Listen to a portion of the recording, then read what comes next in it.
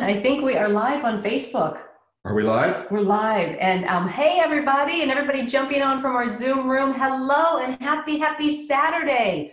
I don't know about you, but it is hot in Southern California. Don't know where you're jumping in from, but boy, we got a heat wave. Maybe that means it's going to be a hot topic.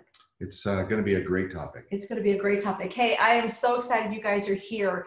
And as you know, this has been such an incredible challenge. How great was Kim Walker-Smith yesterday?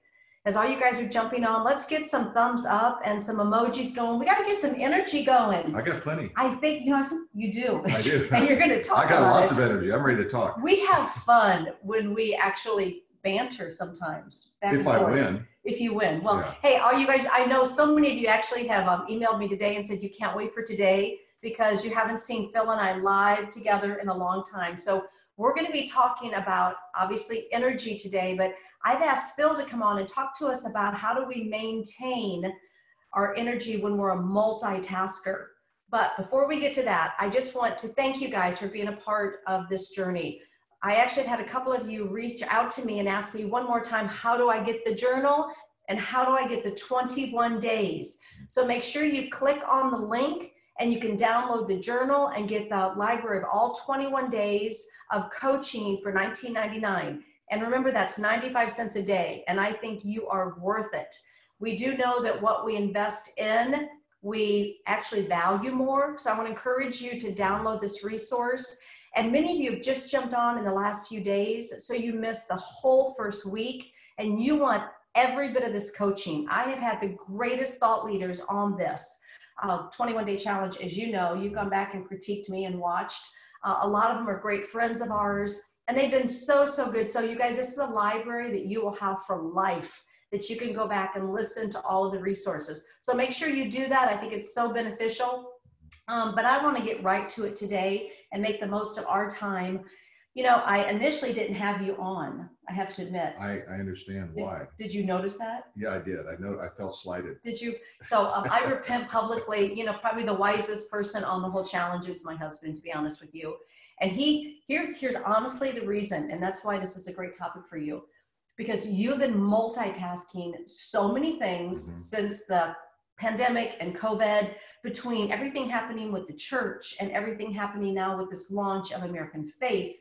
We have obviously the album and the record label and our family and our life. And I just thought, oh, this is my thing. I'm going to do it. You do your thing. But then I realized we would be missing out on one of the greatest thought leaders I know. And honestly, I mean that, babe. You just really have such wisdom. And I just want to do a shout out to American Faith, which you've just started, and ask you guys, make sure you're following that. Phil's bringing us great wisdom and resources through our time right now in our country and what we need to be doing. But you multitask so much and you manage it so well. So let's start. I think a question we talked about is, how do you thrive in chaos? How can you even thrive in the word chaos? You know, I really think one of the keys is do what you're emotionally attached to in that moment. Because if you're not emotionally tied to it, it's going to feel like work. And the creative process is always really messy. And really that's what life and business is. It's very creative. Is trying to put different things together to make them work. So sometimes I just don't have any interest in doing something, but it's got a deadline on it. And if I try to press that deadline and make it happen, it never comes out as good. If I'll back off, let my mind kind of recalibrate on something different, then I can go back to that and I can get done very quickly what was taking me a long time to get done. So an example of that would be a sermon. If I'm working on a sermon and I'm just not finding it's just not happening, then I stop, I shift gears, or what I'll do is I'll work on a part of it that I like. And then I'll let the rest of it. I don't know how it's going to come together. It's probably like some of you are great cooks and you don't know how the end product's going to look, but you start putting ingredients together and before it's all done, you go, wow, that turned out really, really well. I wish I would have written down the recipe. And I think the recipe in creativity doesn't exist. You know, you and I are really different in this way. And I think we both bring good to the table. But, you know, when I have something on my plate, I just want to get it done. but you're really good. I have to say this, in whether you want to call it time management or knowing when you're best during your day. Mm-hmm. Like for me, I'm a morning person and I get so much done in the morning. You are definitely an evening person. Mm-hmm. So talk to us, and maybe this might even be a conflict in relationships when one does it best in the morning, one does it best in the evening, and we're trying to multitask all of these things on our plate. How do we play to our strength with that?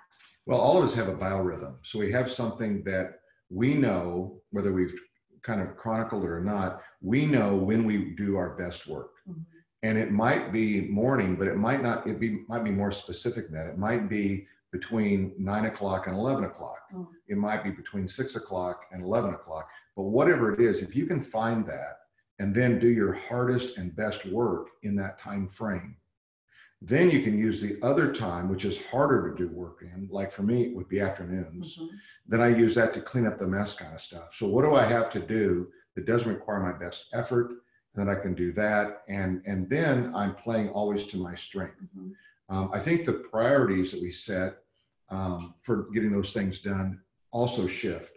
What might look like a priority to someone else, for me, is not my priority. You know, and I think you're good at that. You think, well, don't you want to get that done? And I go, no, I really don't right now, because I have no alignment with it. Mm-hmm. You know, whereas you see it as a task to finish. Yeah. I see it like I don't have alignment with it. Mm-hmm. I'm going to work twice as long and I'm going to have half the product when I get done. Mm-hmm. Kind of walk us through, because you coach on this sometimes, and I think it's really, really good.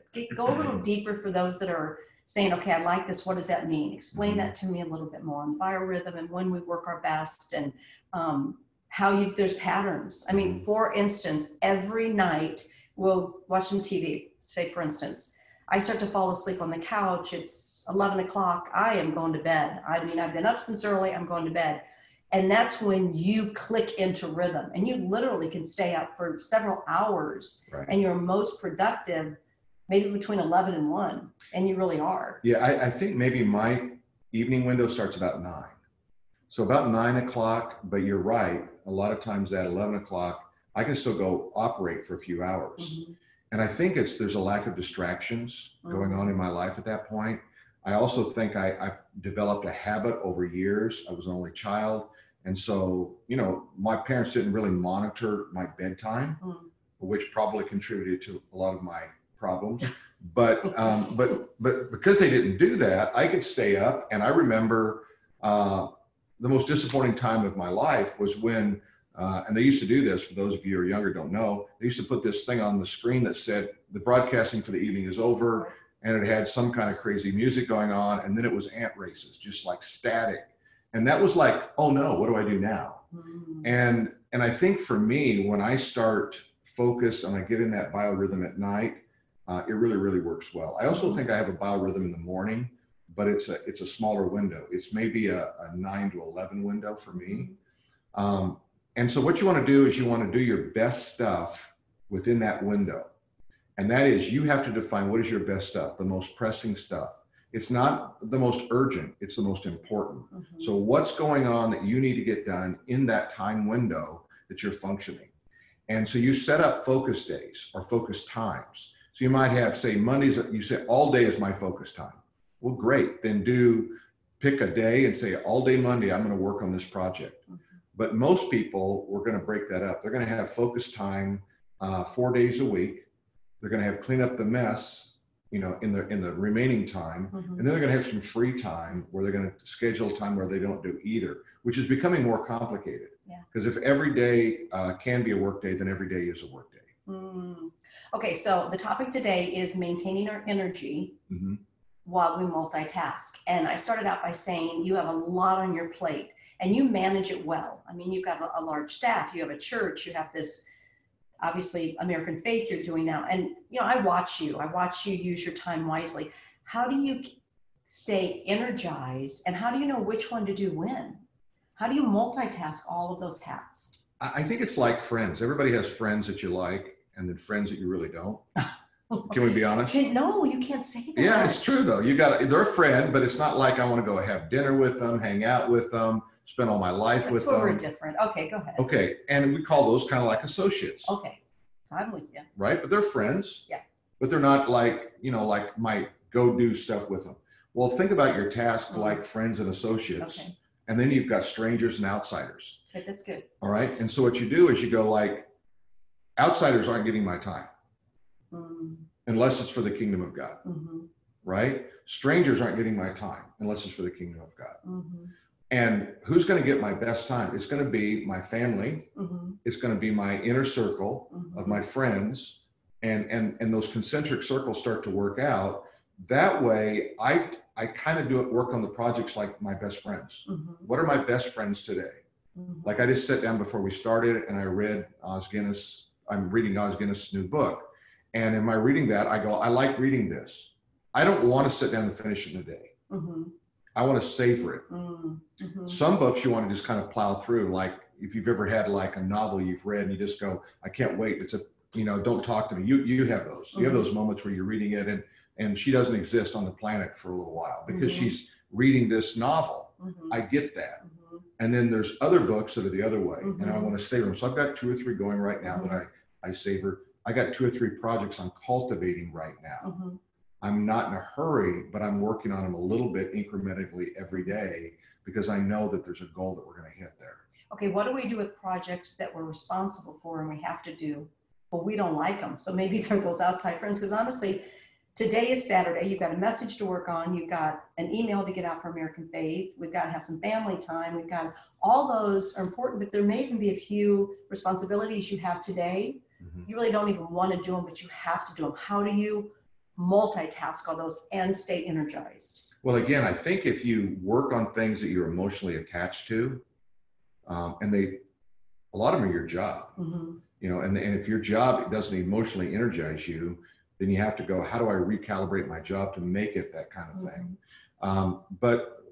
But then you can plow through. If I go like, I'm going to go back to this thing. If I'm working on a sermon and I'm hitting a wall, I just stop, even though there's a deadline. Okay. Because on Sunday morning, I've got to show up with something. Yeah. Right. And sometimes I go, what am I going to do? How am I going to, and I'm going all this thing and go, no, just back off, go do something different.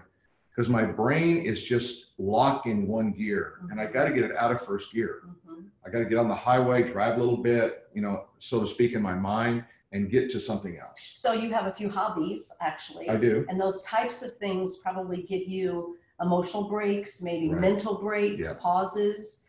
And I know a lot of times for me, it's my prayer walk, things like that. Some of my greatest ideas and concepts come, and maybe that's like a reset. Yeah. Like eating. It's a great hobby of mine. I've been doing it my whole life. I'm good at it. I'm proficient. And so sometimes I just think, I just got to go get a snack. Yeah. I got to get a snack, right?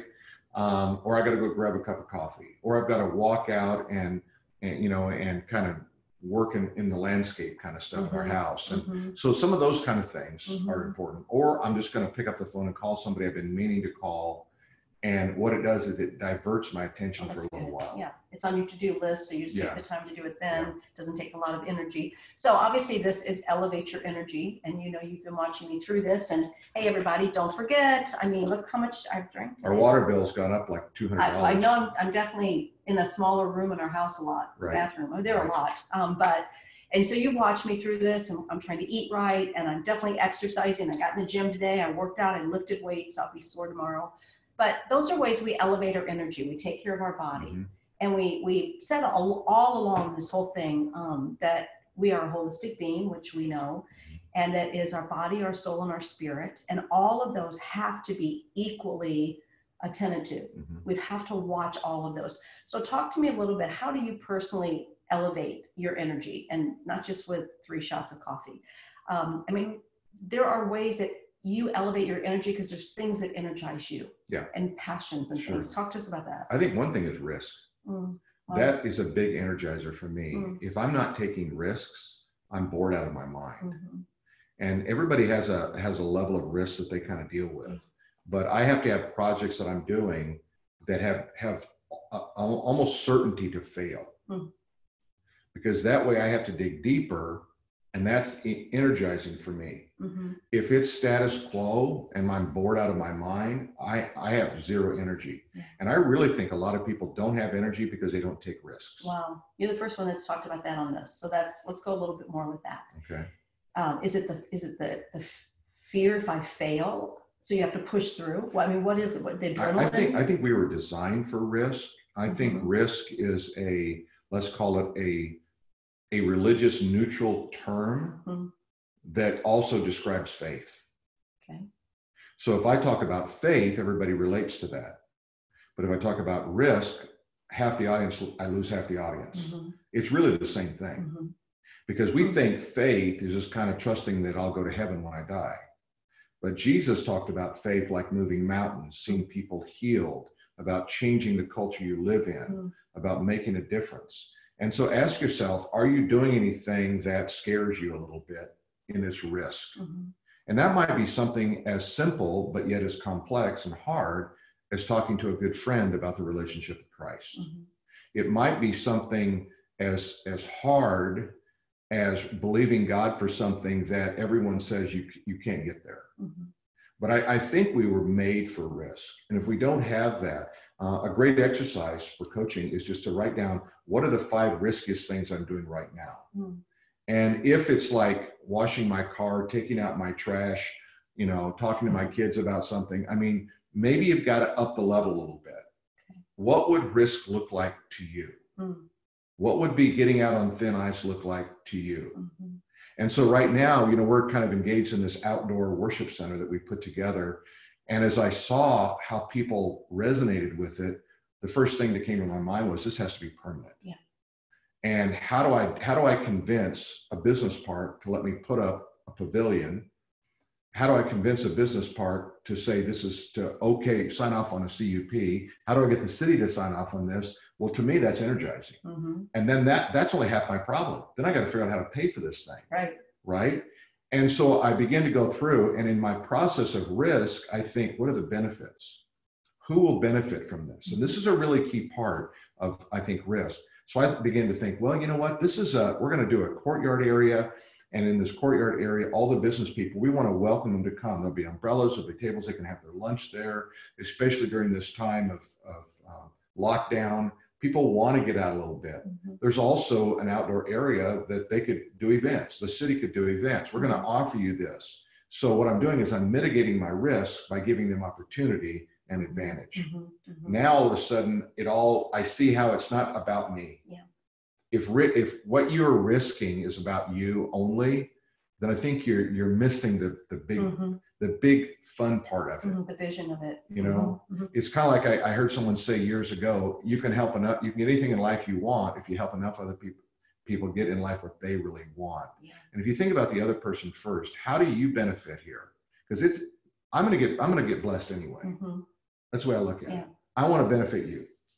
Well, that leads me to the next question. All right. And a lot of you guys are going to resonate with this, because if you're married to a risk taker, and that's why I really wanted him to be on this topic today, because as you can see, he definitely multitasks and he does a lot with risk. And I'm not as comfortable with risk. I'm a pretty high risk person compared to a lot of people, but you're a very risk oriented person. So that does play a part in relationships.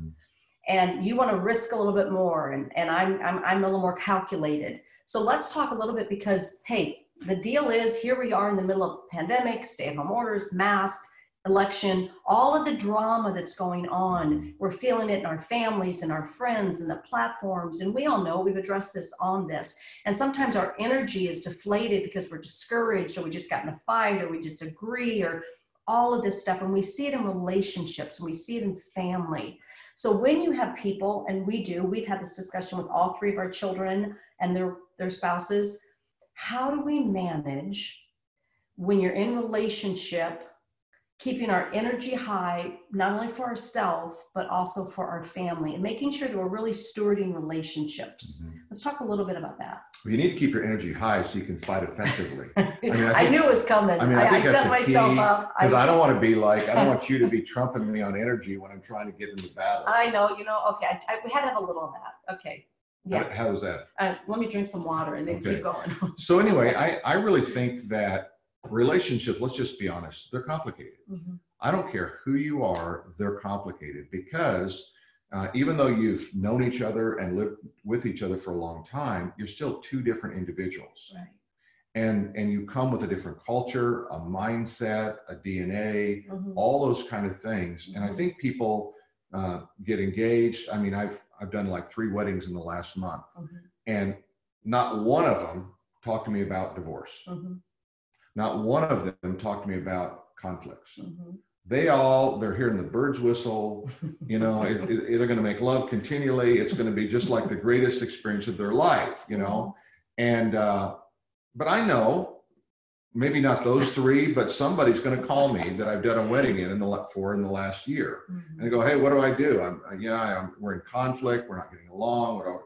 And, you know, sometimes there's not an easy answer. And I think we want easy answers. We buy the latest book and, oh, this is the key. Well, the key is, honestly, when it's all said and done, in the words of a guy that I did a wedding renewal, he'd been married 75 years. I said, what was the key to being married that long? And he said, I kept my mouth shut. And, you know, I know that sounds like it's really funny, but how many times would your relationship be better if you just kept your mouth shut and wait before you speak? Think it out. And I think we're all guilty of this. We're guilty of just, well, I'm going to explain how I feel. Well, I don't want to hear how you feel. Let's just be honest.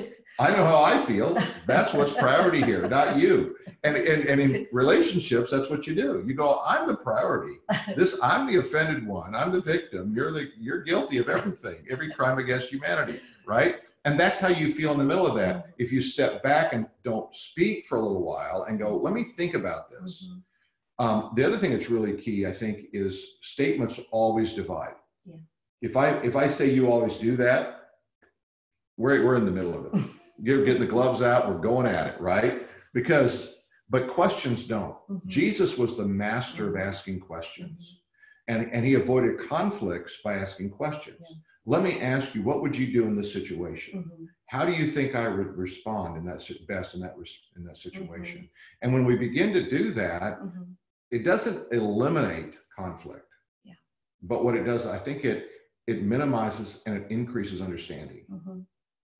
Really good. Well, you know, you and I were discussing something the other day, and I think it was just the same thing. It was something I thought versus something you thought. And I was on a prayer walk and I was praying and I'm like, but God, I didn't mean for it to come out like that. And what I just want to say is, when there's conflict, because what happens is your energy is drained. At least for me, whenever we do fight, but we disagree.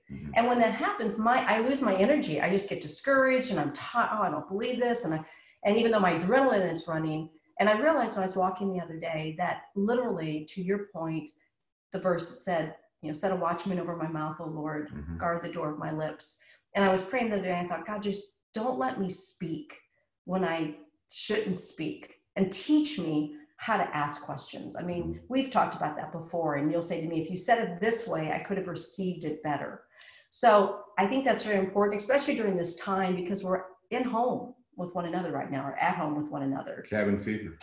You know, you're home with your spouse, you're home with your children. A lot of you right now are Zooming with a teacher. You're getting ready to go back to school with your kids. And it's just a lot of conflict. And we really want to help have conflict resolution. And I think these are really great tips. So what I want to do, we have a few minutes left. Let's kind of start to move into, what would you say to us, 3 great coaching tips that we could walk away with on this multitasking and how we maintain our energy? You said so many great things, and I know a lot of you are taking notes.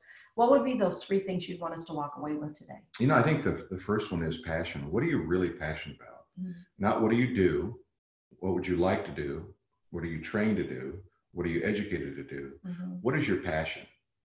And the best way to find that is just start writing down things I'm passionate about, but start with another list first. And that is what I'm not passionate about. That way you eliminate it from your good list as you start. Because otherwise you're writing down, well, I'm really passionate about this, but I can't do that because. And write down, what is it that you really have a passion for? And you said, if I could do this all day long, it would energize me. And almost everybody right now, when I said that, you can probably think of 1 or 2 things. If I could just do that all day long, okay? Now you say, yeah, but I can't, my job doesn't allow that, or my opportunities in life don't. But what you do is, how do you find a little bit of time to do that? Because remember, a little bit of coffee can energize you. Mm-hmm. A little bit of passion directed in the right way can energize you. Okay. So I think find out what you're really passionate about. Mm-hmm. Now, if you're trying to make a living out of it, ask yourself the next question: how do I attach a revenue stream to that passion? Mm-hmm. And so you begin to go through a process of getting somewhere with what you're doing right now. Mm-hmm. A lot of people get a big passion, they get excited about it, and they quit their job and they go broke following their passion. Mm-hmm. I always say, run both fields at one time. Keep your day job. Mm-hmm. Experiment with this one, see where it goes, see if you like it. Because there's some things, honestly, I thought I had a passion for, and I got started, thought, I don't like that at all. Yeah. I don't want to do that. That's too much work, or, Mm-hmm. you know, that's too much management or whatever. And for me, if I have to manage something too much, I hate it, you know, because I'm a visionary. Mm-hmm. And I like to get out ahead. I like to cast big pictures. I tell people this all the time. So I would rather raise $1 million, right, than go try to work out a problem with a staff member. Mm-hmm. I don't know. Quit doing that. You know, that's the idea. And yet other people would say, raising $1 million scares me to death. I'd rather help solve problems. Well, we need everybody. We need every dimension of find out, are you a leader, are you a manager? There's nothing wrong with either. We need both. Mm-hmm. Am I a visionary, you know, or am I a support person? And you can just kind of start asking a lot of questions. Look in life and go, who do I resonate with when I hear them or see them operate?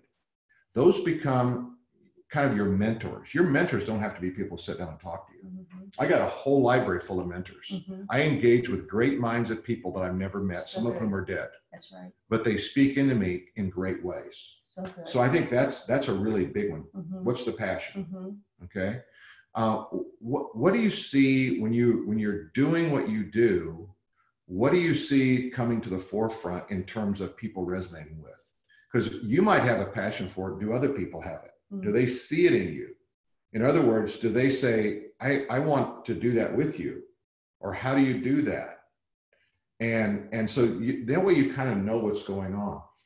Cross-pollinate your mind, I think, is another big one. Read stuff that you don't normally read. Engage with things you don't normally engage. Because what happens is your mind kind of gets like a path, a beaten down path in a field. And if you keep walking it, there's no new vegetation growing there. Right. What you got to do is get on another path and let it kind of begin to grow some new stuff for you. Mm-hmm. And that actually, in the mental brain kind of world, that's a very proven fact that we get those brain patterns. In the spiritual realm, they're called strongholds. You get a stronghold and you just can't stop thinking about something. Mm-hmm. You feel like a failure, or somebody doesn't like you, or you're not pretty, or you're not going to succeed. And those things get stuck in you, and those become open doors for the enemy to come in and begin to attack your mind. And then if he attacks your mind, he de-energizes you. Wow. That's really, really good. I don't know if that was 3. You're pretty smart. Okay, we have a couple minutes left. Okay. And what I want to do is I want everybody to know about what you're doing with American Faith. Okay. I'm so proud of you. I really am. And you've just, you've been such a great example to me to believe and to just go after my dreams. So I just want to say that to everybody. Find someone that believes in you, because it's so powerful.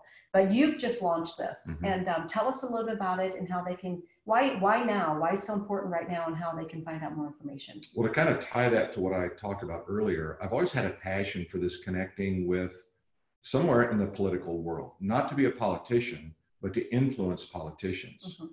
And I put that on the back burner when we started this church. And so I've always had that passion. And we've connected with, a lot of ambassadors, several years ago, Mm-hmm. and world leaders and congressmen and senators and so forth. And I really put that behind me. Then all of a sudden, we got in this moment in time in California where I felt like the governor was overreaching in the area of the First Amendment. And I thought, well, what do we do with that? And I just felt it, that there was something wrong with that. And I started building this, this idea and this website on American Faith. And then he took it to another level and said, now you can't gather, you can't sing, you can't chant. And it was right in the middle of a major protest going on in LA and other cities Mm-hmm. around the world. And so I thought, well, I got to launch it now. Mm-hmm. So what happened was the urgency of the moment pushed it into the limelight. And it really is designed to help people understand and educate people on their constitutional rights as Christians. And so on this site, we've loaded messages, different editorials that I've written over the last several years for Fox News, for CNN, for Charisma Magazine, I mean, the Christian Post, I mean, you name it, it's just a wide variety of subject matter.